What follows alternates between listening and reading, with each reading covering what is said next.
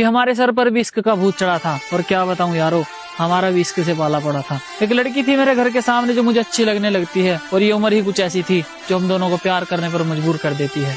उसके साथ बिताए हुए पलों में मुझे जन्नत का एहसास होता था, और उसके घर वालों के चले जाने के बाद मैं उसकी गोद में सर रखकर चैन से सोता था। एक दिन उसके घर वालों को पता चल जाता है, वो हम दोनों को मिलते हुए देख लेते हैं, और अब उसके घर वाले उस पर पाबंदियां करनी शुरू कर देते हैं।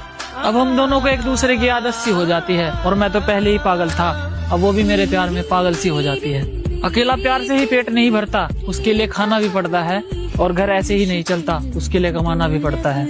अब घर वालों की जिम्मेदारी और उसके प्यार का बोझ उठाकर मैं कमाने निकल जाता हूँ। मैं जल्दी ही वापस आऊंगा, मेरा इंतजार करना, ये कहकर मैं बाहर आ जाता हूँ। उसे मेरी आदत थी तो वो मेरा इंतजार कैसे करती, और मैं उसकी मजबूरी समझता था। उसके पास तो फोन भी नहीं था, तो मुझसे बात कैसे करती।